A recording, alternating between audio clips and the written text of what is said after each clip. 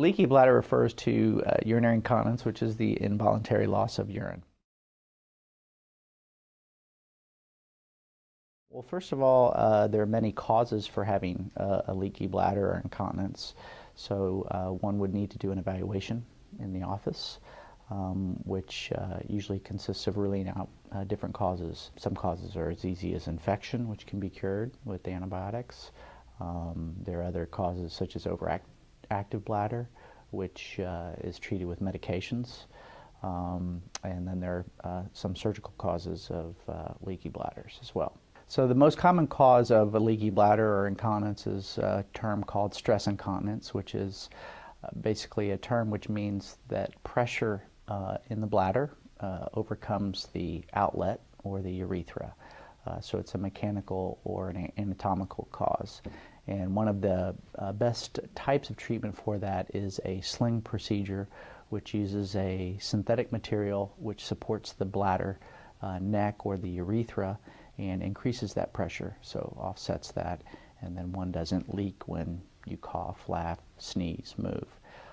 That is usually an outpatient procedure, very short recovery time, has about 87% success rate. Another cause of leaky bladder or incontinence is overactive bladder, where the bladder actually has increased contractions because of neuromuscular dysfunction. Usually we treat this with medications, and there's several medications out for this, and pelvic floor rehab, which helps to correct the neuromuscular dysfunction that's associated with overactive bladder and many pelvic floor disorders.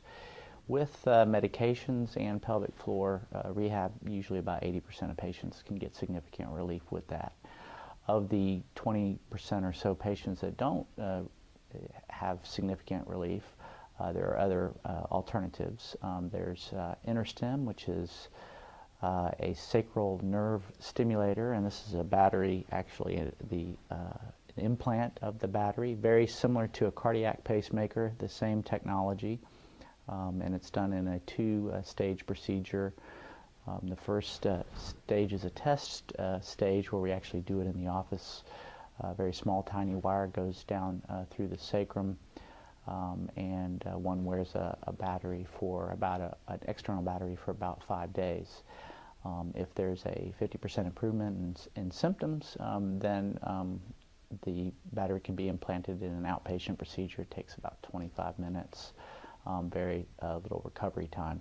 And then everything's under the skin, and then the program is usually checked about every 6 months, and the battery lasts anywhere from 5 to 10 years.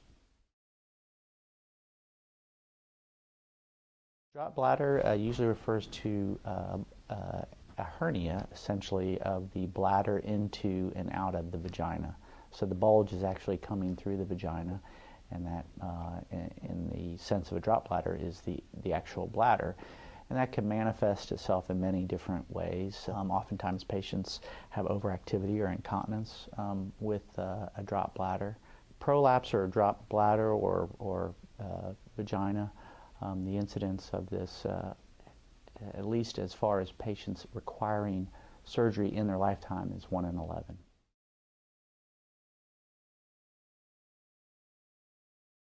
That would include pessaries, which are devices similar to contraceptive diaphragms that can be placed in the office.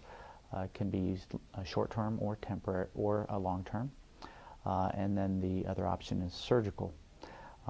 Surgical repairs range from vaginal repairs, which can be done with sutures in a typical fashion. Historically, these repairs have not held up well. They've had approximately 40% recurrence rate in some studies.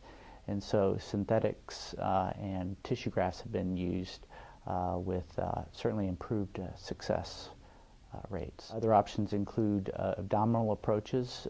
If the fallen bladder, if the reason for that is from the lack of support at the top of the vagina, or sometimes referred to as the apex, then we can approach this abdominally via the Da Vinci robot, which is essentially a laparoscopic procedure. It takes a few hours, and again, synthetic material is attached to the top of the vagina, and then brought back to the sacrum, and that's usually an overnight stay procedure.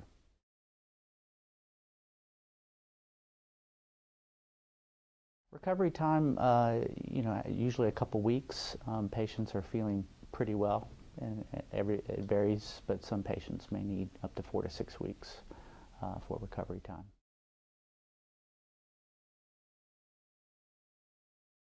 A urogynecologist is a OBGYN physician who has extra training in the repair, evaluation, and treatment of leaky bladder, incontinence, or drop bladder or prolapse. OBGYNs have 4 years of post-medical residency training, and then urogynecology has an additional 2 clinical years and now an additional research year.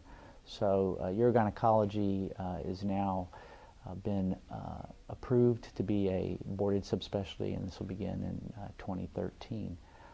It is my opinion that if one is suffering from these problems, that they should seek a specialist, someone who is trained in all the options and how to manage not only the conditions but the complications.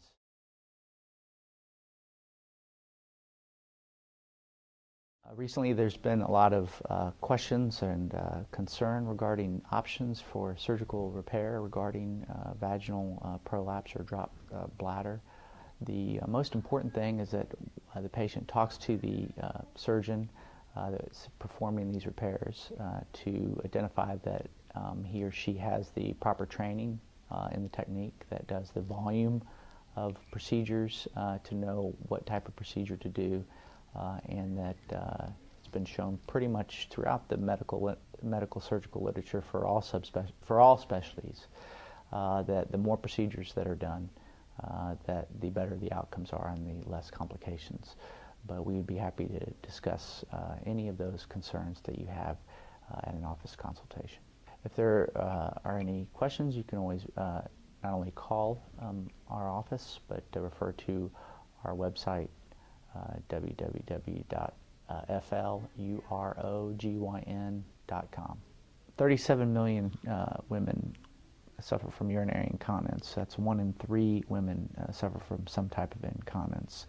And I think the important thing to know is that they don't have to. There are things that can be done, easy treatments in the office and outpatient procedures that can take that away and improve one's life and well-being. So please don't live that way.